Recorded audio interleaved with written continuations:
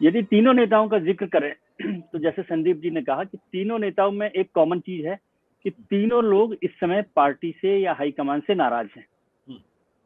ठीक है, वरुण गांधी नाराज हैं क्योंकि उनको कुछ मिला नहीं, कार्यकारिणी में अभी नेशनल एग्जीक्यूटिव में उनको नहीं रखा गया, मेनका जी को भी नहीं रखा गया उनके साथ साथ, येदियुरप्पा जी को हटा दिया गया, मुख्यमंत्री से पूर्व मुख्यमंत्री हो गए, और राव वीरेंद्र सिंह जी को भी जो पार्टी राव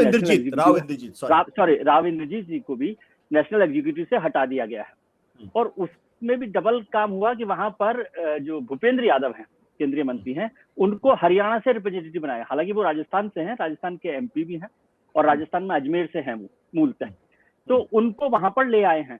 तो ये भी नाराजगी है। तो ये तीनों लोग उस नाराज श्रेणी से, तो इसको भी ध्यान में रखा जाए कि उस नाराज। और फिर जैसे चौधरी साहब ने कहा कि भाई 75% यदि अभी तक का कार्यकाल पूरा हो गया, यदि हम 2024 को माने, तो अब उन लोगों को लग रहा है कि अब इसमें से कुछ मिलने वाला नहीं है उन्हें इस सरकार में, और कोई बड़ा नुकसान अब नहीं हो सकता।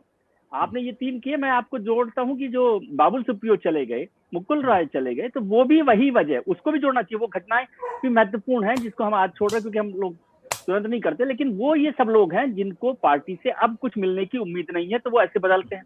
ठीक है, अच्छा, राव इंद्रजीत सिंह साहब कांग्रेस से आए थे, नरेंद्र मोदी के लिए ही आए थे, 2 बार मंत्री बने, मतलब एमपी रहे हैं, हरियाणा से जुड़े हुए हैं, हरियाणा में मुख्यमंत्री नहीं बने, वो उनकी नाराजगी हो सकती है। तो एक कारण तो ये है, इसको, ये एक हिस्सा है उसका कि नाराज नेता है।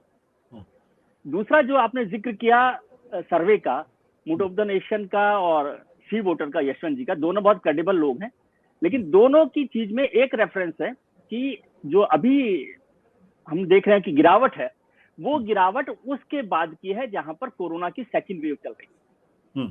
और कोरोना की सेकंड वेव के बाद की गिरावट दुनिया भर के नेताओं के खिलाफ रही, और जाहिर थी क्योंकि कोई भी सरकार उसमें काम नहीं कर पाई, उसमें केंद्र की, राज्यों की जो भी सरकारें थी वो सब शामिल थी, तो वो एक बड़ी नाराजगी है। जैसे संदीप घोष साहब ने कहा कि अब वापस वो ग्राफ ऊपर बढ़ रहा है। ठीक है, ये एक अलग बात है। फिर बात है कि हम केंद्र और राज्य के चुनावों को देखें तो हमेशा, ये आजकल हम लोग ज्यादा क्लासिफाई कर रहे हैं, हमेशा ही नॉर्मली ऐसा होता है कि राज्यों के और केंद्र के जो चुनाव हैं वो अलग अलग तरीके से लड़े जाते हैं, बल्कि निगम पार्षद के चुनाव होंगे तो वो अलग तरीके से लड़े जाते हैं, क्योंकि केंद्र के चुनाव आइडियोलॉजी के आधार पर लड़े जा रहे हैं, इसलिए वो नरेंद्र मोदी को नेता मानते हैं।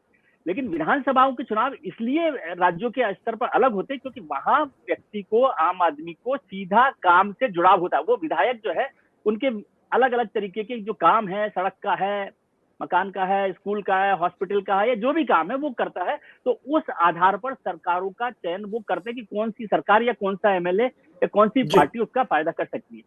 और इसीलिए ये होता है कि जो केंद्र का नेता है, नरेंद्र मोदी जी हैं, वो राज्यों में लगातार उनकी लोकप्रियता अलग तरीके से देखी जा रही है, केंद्र में अलग देखी जा रही है। लेकिन इसका मतलब अगर हम ये मान लें कि केंद्र में नरेंद्र मोदी की लोकप्रियता बहुत कम हो गई है, तो ये आकलन ठीक नहीं होगा। राज्यों में वो चुनावी जीत के तौर पर चेहरा नहीं बन रहे, क्योंकि राज्यों में यदि उत्तर प्रदेश में कोई अखिलेश यादव या मायावती या कोई और, या दिल्ली में अरविंद केजरीवाल या बंगाल में ममता बनर्जी जीतती है, तो वो उनको लगता है कि ये सरकार हमारे जो काम है वो बेहतर कर सकती है, वो उसकी जीत है। और नरेंद्र मोदी की लोकप्रियता को केंद्रीय स्तर पर ये माना जाए कि उसी आधार पर कम हो गई है, तो ये आकलन ठीक नहीं होगा। ये कुल मिलाकर मेरा एनालिसिस है। लेकिन नरेंद्र मोदी की या किसी भी सरकार की लोकप्रियता 7 साल बाद कम नहीं हो, ऐसा तो मुमकिन होता नहीं।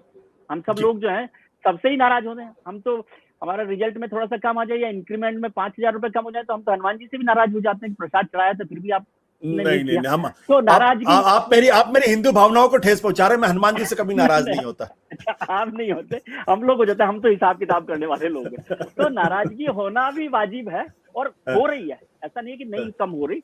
लेकिन बस इसको ये एस्पेक्ट पर हम ध्यान रखें कि यह 100% ऐसा नहीं हो रहा कि नरेंद्र मोदी अब बिल्कुल अलोकप्रिय नेता हो गए और अब वो भारतीय जनता पार्टी जाएगी या नहीं जाएगी वाला इशू है। लेकिन ये सब चीजों को यदि ऑब्जेक्टिव तरीके से देखेंगे तो मेरा एनालिसिस इस तरह से समझ आ रहा है मुझे। सत्य हिंदी का ऐप डाउनलोड करें गूगल प्ले स्टोर पर।